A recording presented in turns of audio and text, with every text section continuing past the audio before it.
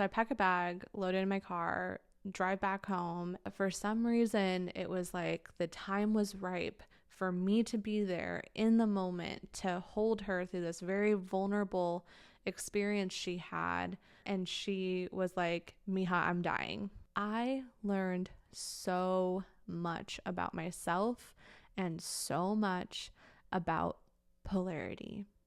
And that's what I really want to talk to you guys about today. Before we begin, I'd like us to take a moment to name the intention behind this space. This is Codependency Alchemy, a space for people who are tired of overthinking their relationships or shrinking themselves to feel chosen. I'm Alyssa, and I do this work because I've lived it. I have not arrived at some destination of healed, nor will I ever claim to be. I am here for the journey, and I'm here to share that journey with you. At the heart of this work is my soul's mission to heal the mother wound, to be seen and witnessed in the things that we tend to hide from or reject. Over the last 4 seasons, this podcast has grown to one of the top 100 relationship shows, and we're just getting started. Before we begin, I have a favor to ask. Pause for just a second to make sure you're subscribed.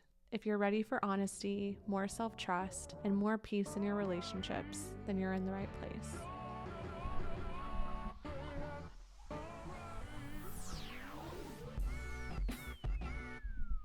We're back.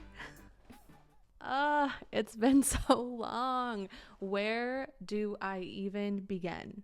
I'm trying to remember the last things that I told you guys when we were here and gathered, but it's literally been so long. I don't even remember where I left us off at.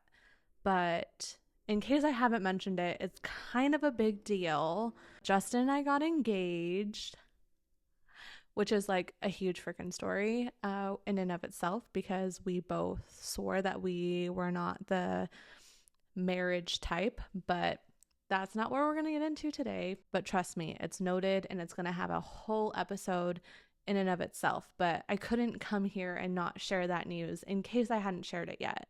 And if I did share it, well, then we're celebrating again. So the last episode I know was in October, which allowed me to take November and December off, which was very much necessary and needed. Within the first few days of November, I was told that my great grandma was going to go in for surgery because they had found cancer. And to be honest, I have not had to deal with that much death in my life. I know I'm really, really lucky in that way. I haven't lost anyone super close to me that I like grew up with. So my great grandma practically raised me. So it has brought me face to face with just the grief of losing a loved one potentially and what that means. And it has me just totally reevaluating what's important to me, what's not important to me, what I place a lot of value on, what I'm like done placing value on so I can remember what really matters. And I was so grateful that I had already taken this time off in the winter, because she was in the hospital for a week. And the day after her surgery, I called her to check in on her, and she was like, Mija, I'm dying. Like, this is it. I'm dying. Totally broke my heart. I tried to go to bed that night and woke up just wide awake in the middle of the night for hours. By 4 a.m, I was like, fuck it. I've got to go. I got to go home. I got to take care of her. I got to see her. I will not regret going home and spending time with her. I'll regret staying here and doing nothing. So I told Justin, I'm taking the car. You can come with me or you can stay. And he was like, no, I totally understand. Go. We share a car. So he'd basically be stranded at home. And I didn't know how long I would be gone for. So I pack a bag, load it in my car, drive back home, and end up at my grandma's hospital, book it upstairs. I'm not sure if she's going to be awake. I'm not sure if she's, going to be with a doctor, but I'm just like, I'm going to show up. I didn't even tell her. I didn't even call her. And I walk into her hospital room, kind of peek around the curtain, and she was with a nurse. And I kind of like peek in, and she doesn't even like recognize me, honestly. She's just kind of looking at me like I was another nurse or something. And then she clocked that it was me, and she broke down crying. And I'm telling you, in my lifetime, I have maybe seen this woman cry twice. She never cries. She is the epitome of this strong, resilient, tough woman. You know, she's like very macho in the sense. And to see her just break down and cry like that, oh my gosh. Like one of the most invaluable moments of my entire life will be that moment. And I just crawled into bed with her and just held her, and she cried, and I just like held her hair, like played with her hair and rubbed her back, and it was just so healing for me to be able to care and hold her the way that she has held me my entire life. So why am I telling you this story about my great grandma and me going to visit her in the hospital?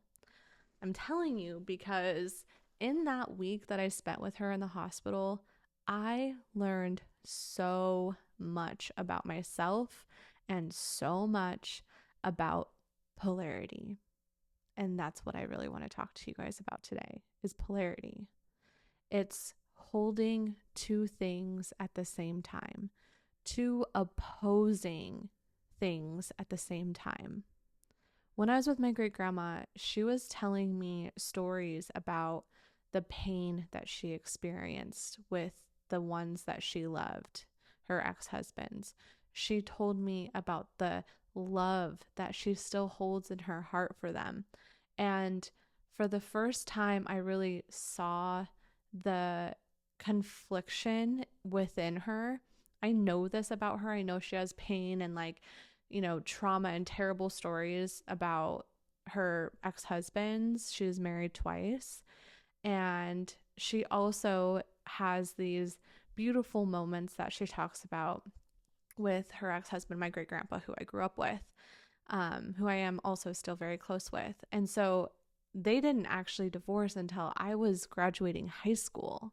So it was like shattering to my worldview of like what I thought love was, because they were the beacon of it. I was like, that is love. That is marriage. I never saw them fight. So when I found out that they had this very like toxic, tumultuous relationship behind closed doors, I felt like I was totally blindsided by it. And so I'm hearing her talk about these relationships, and I'm hearing her confliction, and she hasn't always been open to hearing another perspective or bringing curiosity to the relationship and how it ended. But for some reason, it was like the time was ripe for me to be there in the moment to hold her through this very vulnerable experience she had with surgery and like all this processing. It was like she had a lifetime of processing that she needed to do.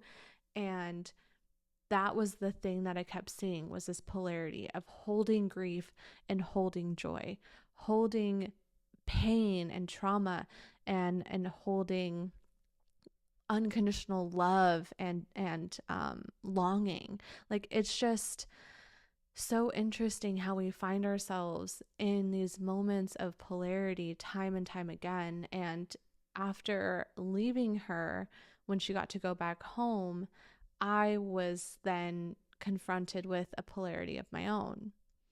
So that was the beginning of November.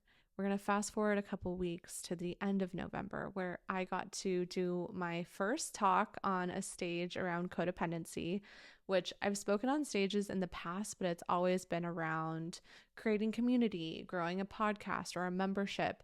And this was the first time that I actually got to bring my soul's mission, my life's purpose, to the stage and share it with an audience.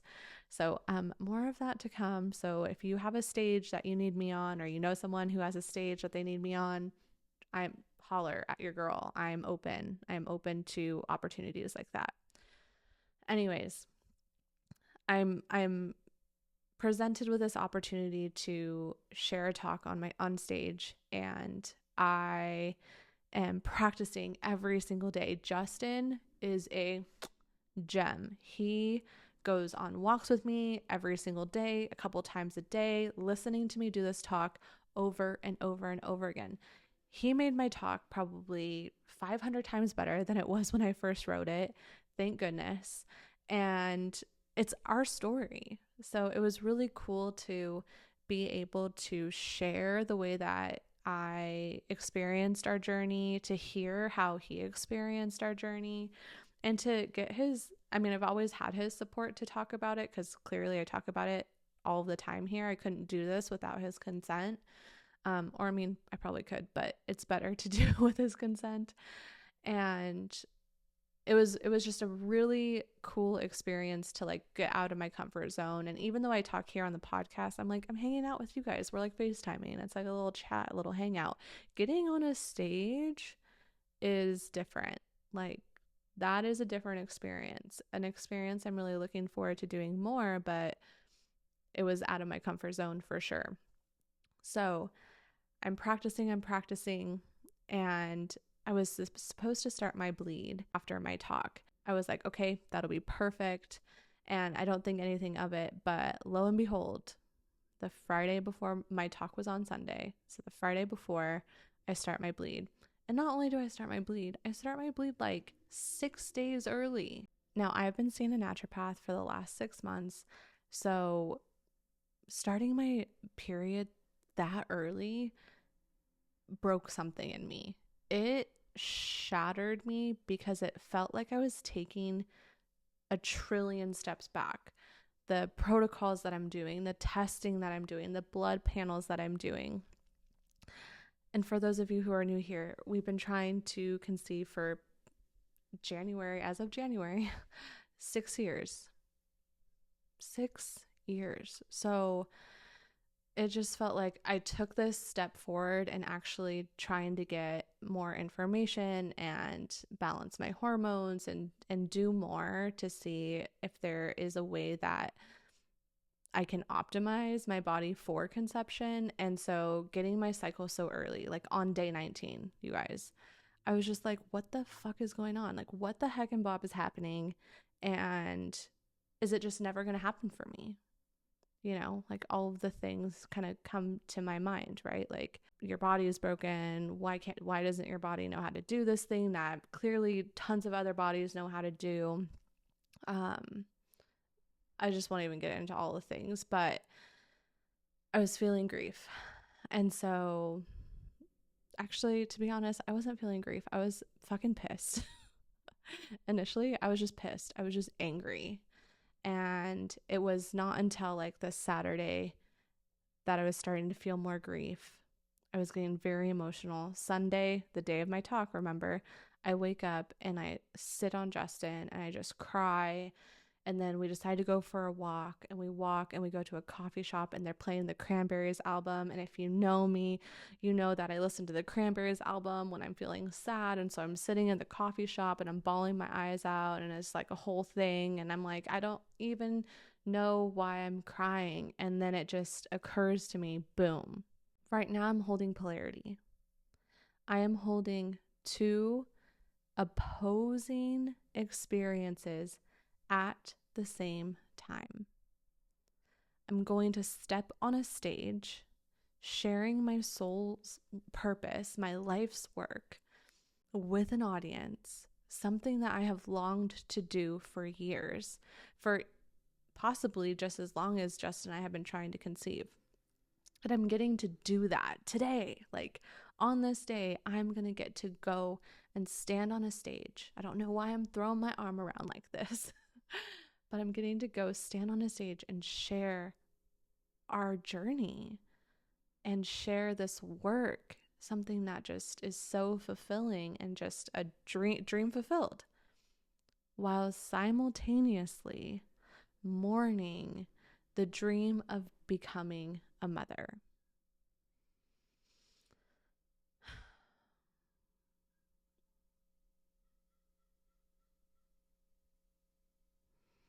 Like, there's honestly nothing more poetic than that day, to be embodied and living into something that is so deeply fulfilling and soul nourishing while literally bleeding. Like I was on stage bleeding a dream while living a dream at the same time. And honestly, that really encapsulates what 2025 was for me. 2025 was the year that I learned not just cognitively about polarity, because we talk about that here, right? Holding two truths at the same time, especially with our partners. But to actually feel what it feels like in my body to hold two truths, two experiences, two feelings at the same time without judgment, but just acceptance of what is. Because the truth is, I cannot control conception. I cannot control my body conceiving a child. It is something out of my control. Therefore, I'm being presented an opportunity to accept what is. And there's grief in that. And joy in what I do get to experience without that coming to fruition. And so I want to end today's episode with a poem, if you will, that I kind of wrote to encapsulate the end of the year for me, the end of 2025, and share just a glimpse of what the vision is for 2026. But I want you to first just consider, what is the polarity that you have recently been invited to hold? Because I'm not the only one who's experiencing polarity. We're all experiencing polarity in some way. And so go ahead and share in the comments. What polarity are you holding? I'll take a few moments. Go ahead and scroll down. You'll be able to see it. You can still listen to this, watch the video while typing it in. Type in the polarity that I have been holding is, and then name two things that feel vastly different for you. What we don't offer ourselves the majority of the time is a chance to witness ourselves. We spend a lot of time in our heads. We spend a lot of time thinking. We spend a lot of time looping. We spend very little time witnessing. Even just taking the moment to write down, type in the comments, the polarity that I'm holding is this and this. That witnessing of yourself, my love, is healing the mother wound. Because the mother wound is, you have to do this in isolation. You can't be seen. You will be judged. You will be criticized. You will be burned at the stake. And so we don't. We hold it all in. We keep it all in. We ruminate. We feel that isolation, that loneliness, that I have to hold and carry everything. And so the invitation is a gift for all of us to allow ourselves to just witness ourselves and the polarity that we're holding, not with an agenda, not with a need to understand, but just with a soft and compassionate witnessing of self. Okay, I hope you guys did it. If you didn't, start warming up to it, because I'm going to start inviting you guys to write some stuff in the comments, because this is how we build community, and this is how we witness ourselves, and this is how we heal the mother wound. And that's what we're doing here. Okay, poem.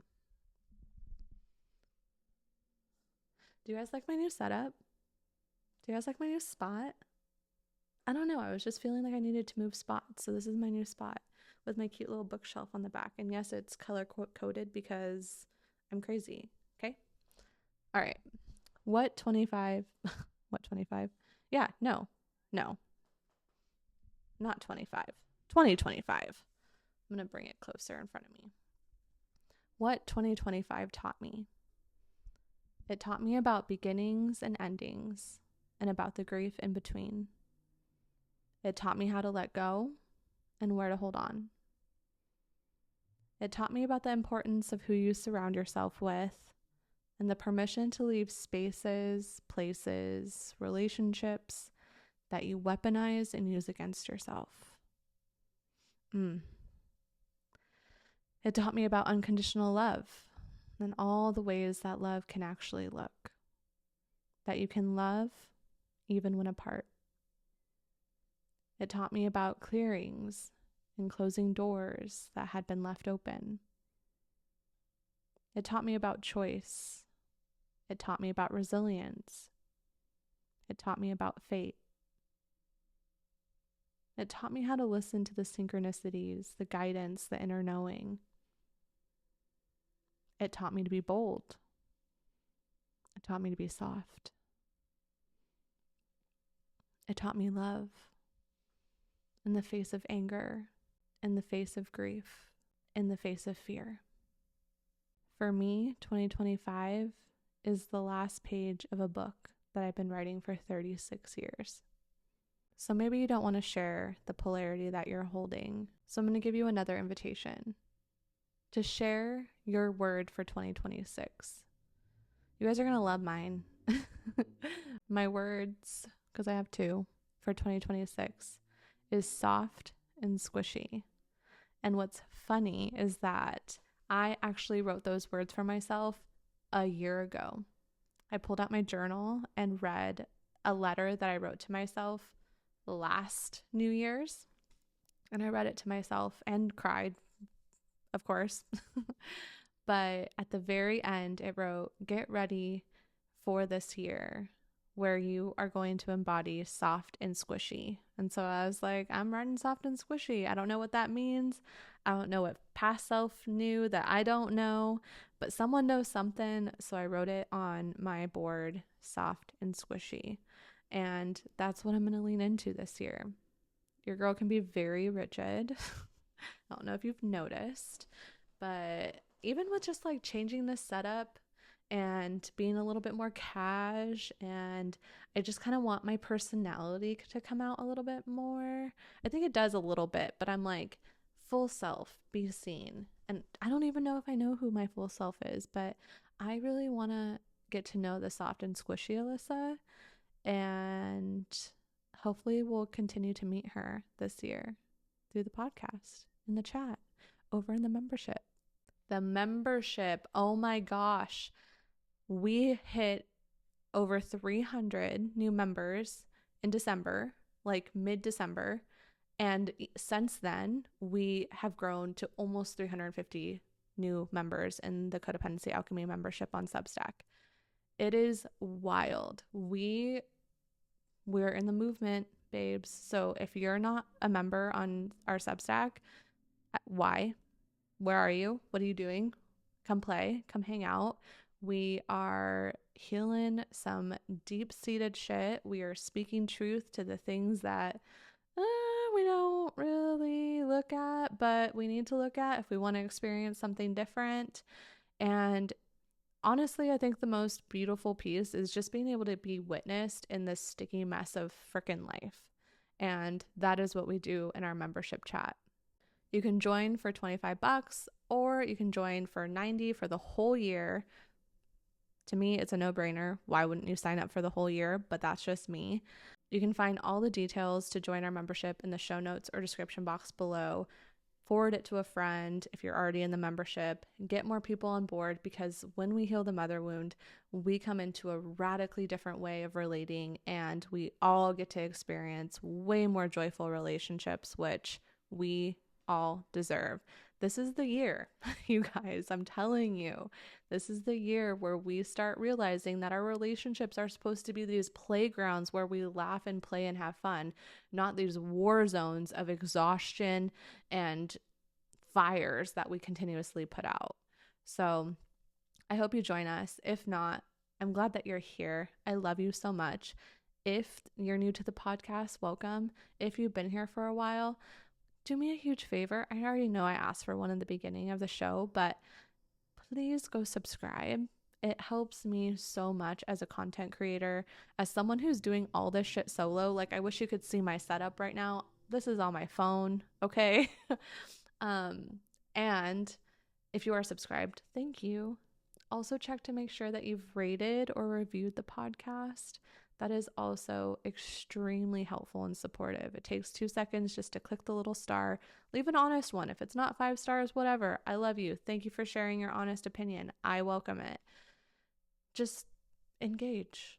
Leave a comment. Like I said, you've got 2 prompts today: the polarity that you're holding right now or have held recently, and your words for 2026. All right. I love you, babes. I'm already holding up the peace sign, so I'll just see y'all when I see you. Bye.